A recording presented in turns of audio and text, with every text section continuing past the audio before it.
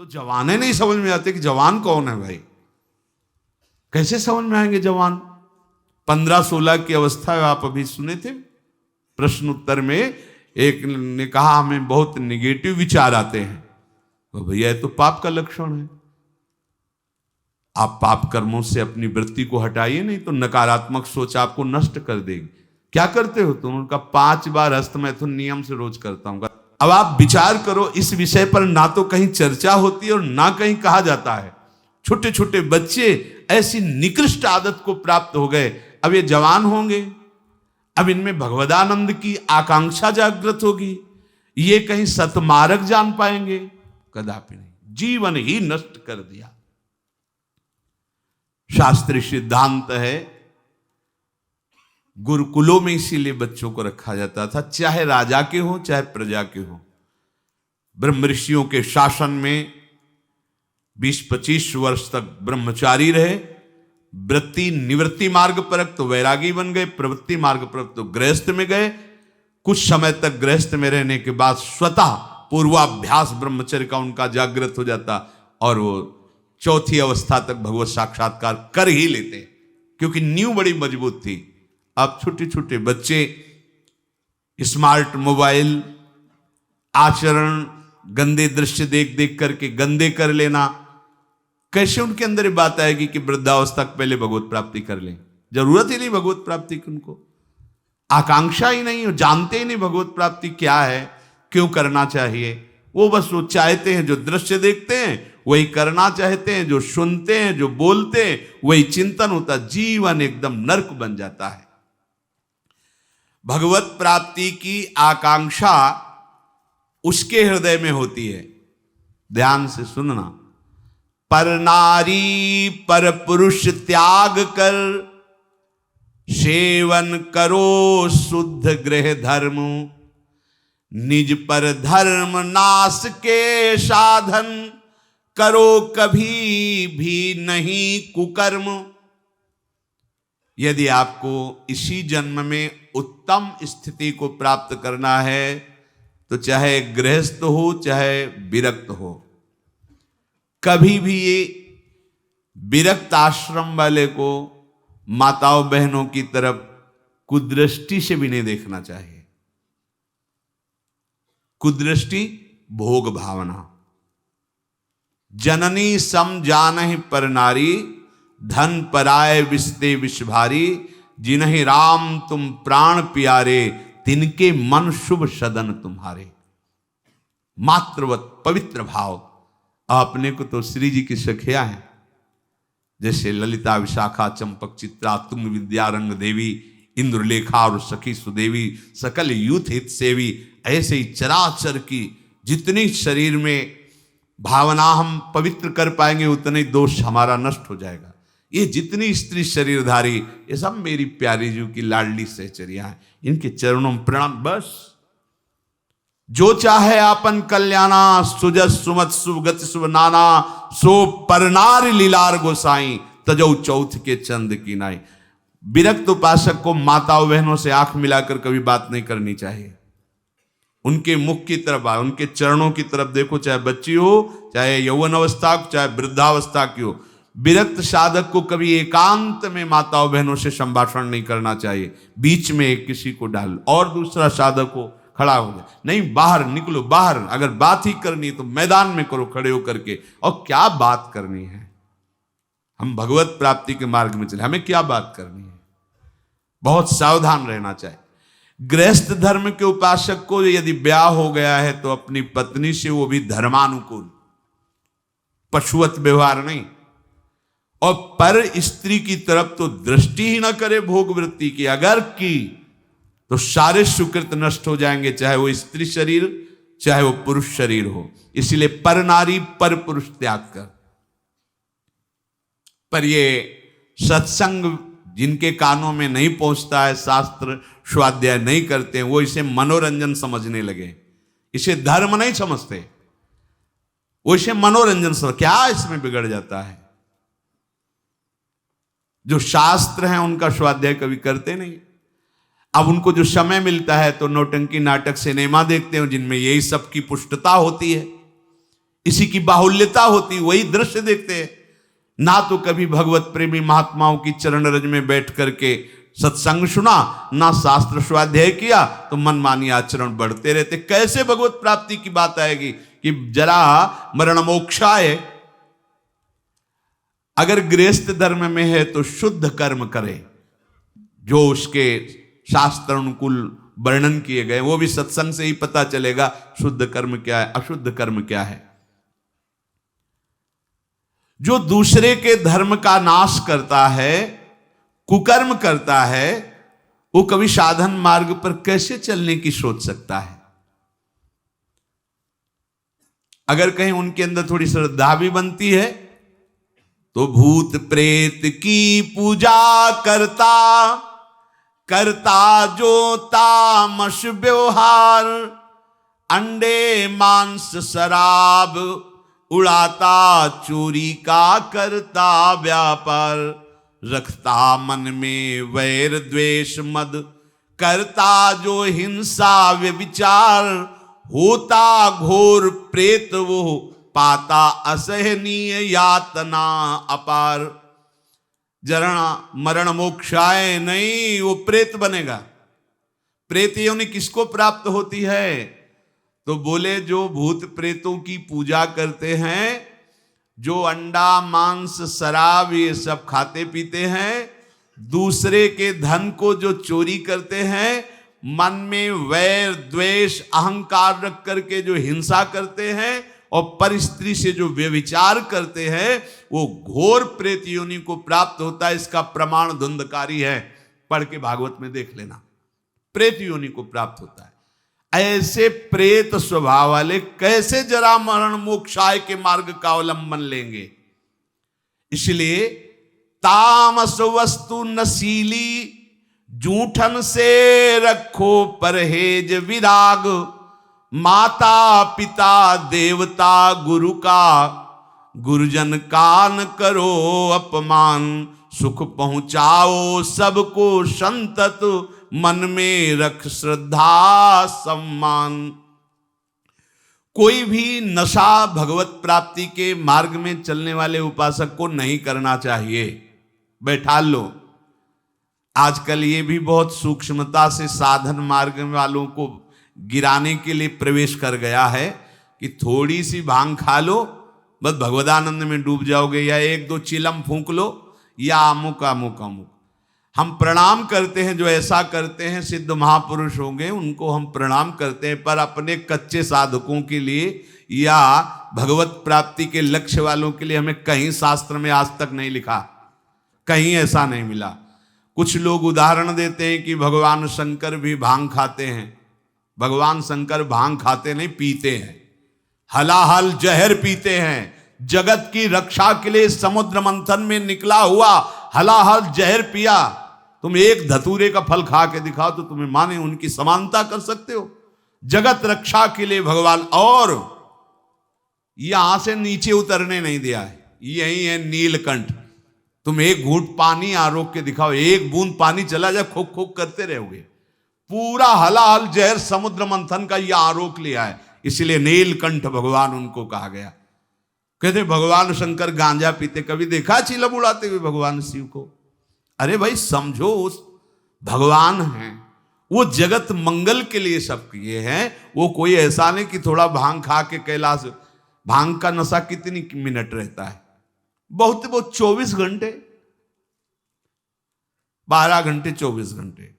शंकर सहज स्वरूप समारा, लाग समाधि अखंड अपारा। 88,000 वर्ष तक की समाधि एक बार में, 88,000 वर्ष। 88 मिनट बैठ के बिना हिले दिखाओ हमें तुम। 88 मिनट बिना हिले डुले पद्मासन लगाओ और 88 मिनट बिना हिले डुले, शरीर कांप जाएगा। महापुरुषों के सत आचरण का तो अनुकरण नहीं करते, और उनकी जो महामहिम जगत रक्षा के लिए वृत्ति, उसको बोलते भगवान शंकर नशा करते। कोई भी तामस वस्तु, नशीली वस्तु अगर स्वीकार करेंगे तो शुद्ध भजन नहीं हो पाएगा। इसलिए जो कर रहे हैं वो सिद्ध है, हम प्रणाम करते हैं। हमारा निषेध करने का कोई बल ही नहीं है। शास्त्र कह रहा है तामस वस्तु नशीली, कोई भी नशा नहीं होना चाहिए साधक के जीवन में। जूठन से रखो परहेज, गुरु की, आराध्य देव की जूठन के सिवा जीवन में किसी और की जूठन नहीं पानी चाहिए। सब सवै संत गुरुदेव हैं, व्यास या प्रतीत, भगवत प्रेमी महात्माओं की जूठन के लिए तो आदेश दिया है, जूठन ले पावे सदा। जो गृहस्थ में हैं, माता पिता वयो वृद्धों को भगवान का स्वरूप मानकर उनका आदर करे। बड़ा क्रूर स्वभाव होता जा रहा है। नवयुवक जन है, अपने वृद्ध माता पिता को कटु वचन बोलते हैं, यहां तक कि उनके ऊपर हाथ भी छोड़ देते, मारने पीटने तक पर। सोचो तुम्हारी गति क्या होगी। जो भगवत स्वरूप माता पिता, जिनकी चरण आराधना करने पर भगवान की प्राप्ति हो जाती। पुंडरीक जी ने अपने माता पिता की आराधना की तो भगवान विट्ठल उनको दर्शन देने बिना चाहे आ गए। ऐसे पूज्यवर जो हमारे गुरुजन हैं, माता पिता, यदि हम उनका अपमान करेंगे, उनको गाली देंगे, तो हम जरा मरण मोक्षाय मार्ग पर चल पाएंगे? कदापि नहीं। और सदगुरुदेव की अवहेलना, फिर तुम्हें परमार्थ की पगडंडी मिल जाएगी? कदापि नहीं। सुख पहुंचाओ सबको संतत, मन में रख श्रद्धा सम्मान, सब में भगवत भाव कर कर सुख देने की भावना। बुरे संग का, बुरे व्यसन का, कभी न रखो मन में मोह, काम लोभ को छोड़ करो, सब जीवों पर स्वाभाविक छो। जैसे कर्म किए जीवन भर, जैसे मन में रखे विचार, अंतकाल भाव मनुज का होगा उसके ही अनुसार। बहुत सुंदर बात कह रहे हैं पूज्य भाई जी महाराज। यदि तुम बुरा संग करोगे, बुरा नशा करोगे, बुरे भाव रखोगे, काम लोभ आदि में आसक्त होकर चेष्टा करोगे, भोग वासना करोगे, तो क्या होगा? बोले जैसा जीवन तुम व्यतीत करोगे, फाइनल में तुम्हारे पास वैसा ही निर्णय आएगा। क्या? अंतिम समय वही कर्म छा जाएंगे। जो बुरे कर्म किए हैं वही छा जाएंगे। अगला, जैसे जरा सी वृत्ति मृग में लगी तो मृगाकार वृत्ति होने के कारण अगला जन्म मृग का हो गया। आपने तो कितनी जगह ममता की हुई है, कितनी जगह। क्या होगा अंतिम समय में? जरा मरण मोक्षाय के मार्ग में चलने वाले उपासक को बहुत सावधान रहना चाहिए। अंतकाल का भाव मनुज का होगा उसके अनुसार। जो जीवन में तुम कर रहे हो, अंतिम में वही भाव तुम्हारे आएगा। यदि भजन कर रहे हो तो सदगति, और अगर बुरे आचरण संसार में फंसे हो तो दुर्गति। तदानुसार ही सदगति दुर्गति होगी उसे प्राप्त अनिवार्य। अतः रखो प्रतिपल ही मधुमय, भगवद स्मृति में हृदय उदार। अपने हृदय को निरंतर भगवद स्मृति में लगाए हुए ही कार्यरत रहो। अगर आप इसको भगवद स्मृति को छोड़ते हैं कि आगे हम कर लेंगे, तो आगे नहीं होने वाला। मृत्यु समय की अनुपम सेवा, मन से दूर करे संसार। हमें मृत्यु बनानी, मृत्यु को महोत्सव बनाना है। हमारा आखिरी समय होना चाहिए। तो बोले इसके लिए क्या करो? संसार का चिंतन छोड़ना होगा। संसार का चिंतन छोड़ोगे तो तुम्हारी मृत्यु महोत्सव हो जाएगी। और इस पर कोई सोच नहीं रहा। सारी सोच आज की है, आज की। वर्तमान को भोगों में कैसे हम डुबोएं। आज हमें अच्छा खाने को मिले, खूब हंसी मजाक करने को मिले, मन के अनुसार भोग भोगने को मिले, तो आज का दिन बढ़िया मंगल। कल क्या होगा देखा जाएगा। यह है मूढ़ता। उपासक क्या सोचता है? मेरा अंतिम समय बढ़िया जाए। क्या? प्राणनाथ प्रीतम के चिंतन में, उनके ध्यान में, पावन चरण रज का स्पर्श करते हुए हमारा शरीर छूटे, हम प्रियालाल को प्राप्त हों। भगवान कह रहे हैं जैसे भूत प्रकृति मोक्षम, संपूर्ण पंचभूत और प्रकृति इसके कार्य, अगर इनसे आप अपने को बचा लें तो जरा मरण मोक्षाय की पदवी पर आ जाएंगे। जरा और मृत्यु इन्हीं से होती है। किनसे? पंचभूत रचित शरीर और इनकी प्रकृति, इनकी क्रियाएं। बड़ा सूक्ष्म विषय है। जरा मरण से अभी तुम्हें मुक्ति मिल जाएगी यदि शरीर और शरीर की क्रियाओं से अपनापन हटा दो। बड़ा कठिन है, क्या करें? बहुत सरल है। ऐसे हो जाओ, आत्मसमर्पण कर दो आराध्य देव को। हम शरीर से दाग नहीं हटा पा रहे, इतना विवेक प्रबल नहीं हो रहा, क्रियाएं हम भगवतिक नहीं कर पा रहे, इतनी पवित्रता हृदय में नहीं। तो एक सिद्धांत देखो, शास्त्रों में बहुत कृपा करके वर्णन किया गया है। अनेक जन्मों की आदतों से, इस जन्म की आदतों से, संग से, अहंकार से, इंद्रियों से, वृत्तियों से जो कुछ भी हो रहा है वो सब परम पुरुष आदि पुरुष प्रभु श्री हरि को समर्पित कर दो। आप भगवत प्राप्ति के मार्ग में अग्रसर हो जाए। इससे बढ़िया और बात क्या हो सकती है? ये करो, ये न करो, ये नहीं। यत करोषि, जो भी कर रहे हो, ये तो सर्वाणि कर्माणि मयि सन्न्यस्य मत्पराहा, मेरे परायण होकर जो भी तुम्हारी क्रियाएं हो रही हो मेरे को अर्पित कर दो। यत करोषि, जो कर रहे हो कुछ तो करो, कोई सिद्धांत तो पकड़ लो। आज से नियम ले लो कि हमारा कोई भी 24 घंटे का समय भगवद अर्पित बिना हुए नहीं हम छोड़ेंगे उसे। अगर शयन में जा रहे हैं तो जागृत का पूरा हिसाब प्रभु के चरणों में दीजिए, और शयन के बाद जब जगिए तो पूरा शयन दीजिए प्रभु को। प्रभु 10 बजे सोए थे और अभी 1 बजे 2 बजे जो जगे, तो प्रभु ये समय आपके चरणों में समर्पित है। इसमें जो हम नींद में हुए या जो भी नाम जप किया, जो प्रभु आपके चरणों में। अब फिर सुबह जागृत में ये विचार करते रहो, ये क्रियाएं सब प्रभु की प्रसन्नता के लिए हो रही। नाम जप करते रहो, हर क्रिया प्रभु को अभी कुछ ही दिनों में आप देखना आपकी आध्यात्मिक विचार शक्ति बढ़ जाएगी, आपका विवेक पवित्र हो जाएगा। पर ये अभी 1-2 दिन करोगे फिर भूल जाओगे। भूलो नहीं, अगर भूलते रहोगे तो ज्यादा समय नहीं अपने लोगों के लिए पास। ये बहुत डींगे हाँकते हैं हम अभी बड़ा समय। ब्रह्मा जी के देश में, ब्रह्मलोक में ऐसे कमल की पंखुड़ी में ऐसे छेदो तो अपने यहाँ का 1 वर्ष हो जाता है। अगर वो 80 बार ऐसे कर दिए तो हम गए। 80 साल ही होगी वो तो उम्र, 60, 70, 80, 85 कितनी उम्र है। बहुत जल्दी तत्पर हो जाओ। पर सब कोई तत्पर नहीं होगा, सब तत्पर हैं यहाँ जगत सजाने में। अरे हम जगत सजाने के लिए नहीं आए, हम जगदीश को पाने के लिए आए। ये हृदय का चिंतन बदलो, क्योंकि ये जरा मरण स्वरूप में नहीं होते, ये शरीर में होते हैं। अब स्वरूप का परिचय ही नहीं। लोग बहुत जानकार जैसे ज्यादा बातें बनाते तो कहते भैया 3.5 हाथ के शरीर में रहते हुए कई साल हो गए? बोले 40।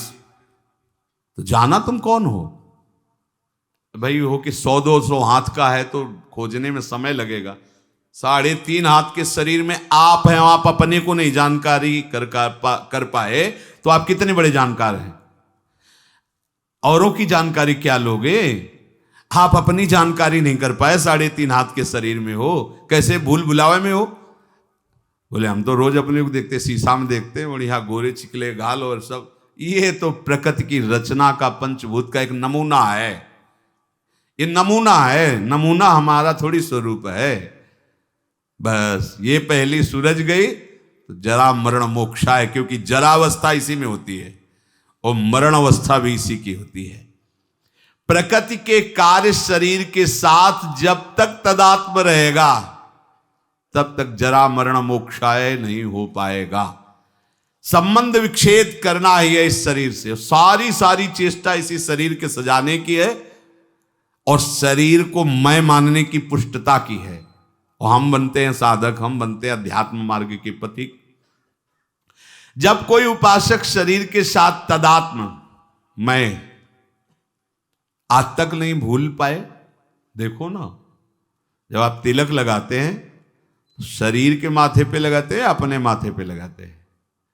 उस समय आता है क्या?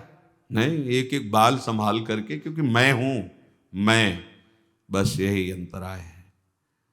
अब ये गूढ़ बात कैसे समझ में आएगी? यहां तो बात समझने के लिए बस इतनी कि वो उपाय बताओ जिससे चेक पर चेक पास होती है। वो उपाय बताओ जिससे खूब भोग भोगने के लिए बल बढ़े और खूब भोग मिले, बस जीने की। जीते किसके लिए हो, इसका उत्तर नहीं। इसका उत्तर नहीं किसके लिए जी रहे हैं। भोगों के लिए जी रहे हैं, भोग भोग रहे हैं जीने के लिए, बस इतना ही क्रम है मूढ़ता का।